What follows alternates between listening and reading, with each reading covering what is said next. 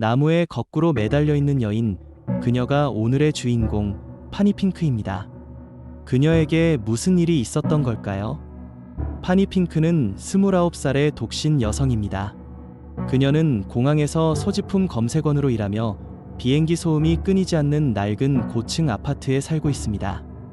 그녀의 삶은 겉으로 보기엔 안정적이지만 내면에는 깊은 외로움과 자기 부정, 존재의 의미에 대한 불안으로 가득 차 있습니다.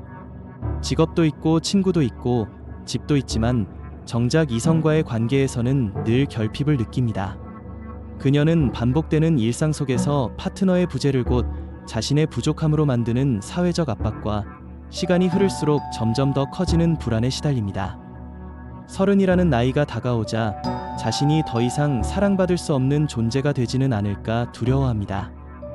이러한 불안을 떨치기 위해 마인드 컨트롤 테이프를 듣지만 30이라는 나이가 다가오자 죽음의 과정을 연습하는 모임에도 참가하며 자신의 관을 직접 만들어 방해둘 정도로 삶의 의미를 찾지 못합니다. 영화는 그녀가 결혼정보업체의 카메라 앞에 앉아 자신을 소개하는 장면으로 시작합니다. 그녀는 나는 강하다, 나는 아름답다, 나는 사랑받는다고 되뇌지만 실제론 자신이 쓸모없고 사랑받지 못한다고 느낍니다. 그녀가 바라는 사랑은 거창한 것이 아니라 날씨가 좋다, 열쇠 잊지 마, 내 인생에 네가 필요해 같은 소소한 말 한마디를 건네줄 사람이 필요할 뿐입니다. 파니가 겪는 내적 갈등은 낮은 자존감과 무기력함, 그리고 자신조차 사랑하지 못하는 데서 비롯됩니다. 그녀는 자신의 삶이 정해진 궤도를 맴돌고 있다고 느끼며 나 자신조차도 날 사랑하는 건 힘들 것 같아요 라고 고백합니다. 화려한 외양과 달리 내면에는 사랑의 부재와 존재의 의미에 대한 공허함이 자리 잡고 있습니다. 이로 인해 파니는 타인의 사랑을 통해 자신의 존재 가치를 확인하고 싶어하고 사랑에 집착하게 됩니다. 이러한 내적 결핍은 죽음에 대한 집착으로도 이어집니다. 파니는 죽음과 관련된 모임에 참석하고 자신의 집에 관을 만들어 두는 등 죽음과 미래에 대한 불안에 사로잡혀 있습니다. 그녀에게 사랑의 결핍은 곧 죽음과도 같은 의미를 지닙니다. 어느 날 파니는 엘리베이터에서 흑인 심령술사 오르페오를 만납니다. 그는 게이바에서 여장 가수로 일하며 파니에게 운명의 남자를 예언합니다. 아르마니 옷을 입고 검정색 차를 모는 30대 초반의 금발 남자, 그리고 23이라는 숫자가 그 남자의 징표라고 말합니다. 망설이는 파니에게 오르페오는 그 남자가 내 인생의 마지막 남자라고 강조합니다. 파니는 예언에 기대를 걸고 예언에 맞는 남자를 찾기 시작합니다. 오르페오의 예언은 그녀에게 단순한 점괘 이상의 의미를 지닙니다. 외롭고 사랑에 목마른 파니에게 오르페오의 예언은 그녀의 삶에 새로운 희망과 목표를 부여합니다. 오르페오의 너무나도 구체적인 예언은 그녀로 하여금 적극적으로 운명을 찾아 나서게 하는 동력을 만들게 됩니다. 어느 날 2323번 번호판을 단 블랙 제규어를 모는 남자를 본 파니는 그가 운명의 남자라고 믿고 용기를 내 그의 차와 일부러 부딪힙니다. 하지만 그는 바람둥이에다 파니의 가장 친한 친구와 바람을 피우는 나쁜 남자였습니다. 파니는 큰 충격을 받고 자신이 믿었던 운명과 사랑에 대해 회의에 빠지게 됩니다. 이렇듯 이 예언은 파니의 내적 결핍과 불안을 드러내는 장치이기도 합니다. 파니는 오르페오의 예언에 기대를 걸지만 실제로 예언이 가리키는 남자와의 만남은 실망과 상처로 끝나며 운명적 사랑에 대한 환상이 깨집니다. 이 과정을 통해 파니는 외부의 예언이나 타인의 확신에 의존해 자신의 삶을 바꾸려 했던 자신을 돌아보게 됩니다. 결국 오르페오의 예언은 파니에게 자기 자신을 직면하게 하는 계기가 됩니다. 예언이 실현되지 않으면서 파니는 사랑의 결핍을 외부에서 찾기보다 자신을 이해하고 받아들이는 것이 중요하다는 깨달음을 얻게 됩니다. 오르페오와의 우정, 그리고 예언을 둘러싼 시행착오를 통해 파니는 타인의 사랑이 아닌 자기 자신을 사랑하는 법을 배우며 성장하게 됩니다.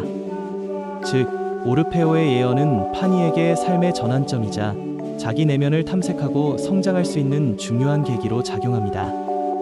예언이 현실이 되지 않았기에 오히려 파니는 자기 자신을 발견하고 외로움과 결핍을 딛고 일어설 수 있었습니다. 시련과 외로움 속에서 파니는 오르페오와 점점 가까워집니다. 오르페오는 병든 동성애자이자 가난한 이방인이지만 편견 없이 파니를 대하며 삶의 지혜를 나눕니다. 반이 찻섭이었어? 라는 질문에 파니가 비었어 라고 답하자 오르페오는 넌 이미 많은 걸 가지고 있잖아 라고 말하며 파니가 가진 것의 소중함을 일깨워줍니다. 둘은 기괴한 춤을 추고 TV를 보며 자연스럽게 동거 생활을 하며 서로에게 소울메이트 같은 존재가 됩니다. 이제까지 파니는 주변 사람들과의 관계에서도 진정한 소통과 위로를 찾지 못했습니다. 가족과 동료, 친구들과의 관계는 겉으론 가까워 보여도 내적으로는 거리감이 있습니다. 그런 그녀에게 오르페오라는 친구가 생기면서 파니는 처음으로 자신의 마음을 온전히 털어놓을 수 있게 됩니다.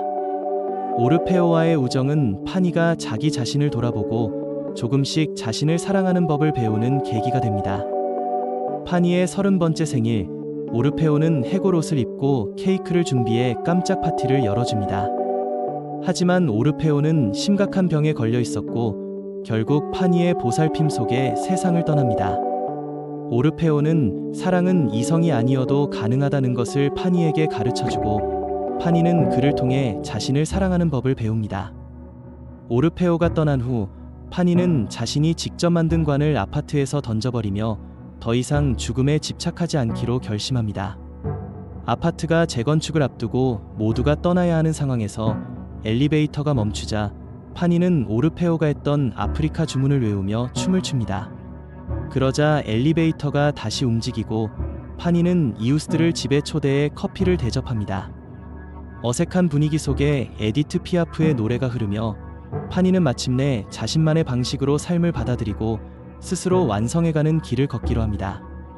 파니 핑크는 사랑받지 못한다고 느끼는 한 여성이 타인과의 만남, 특히 오르페오와의 우정을 통해 자신을 사랑하는 법, 그리고 인생의 작은 행복을 발견하는 과정을 그립니다.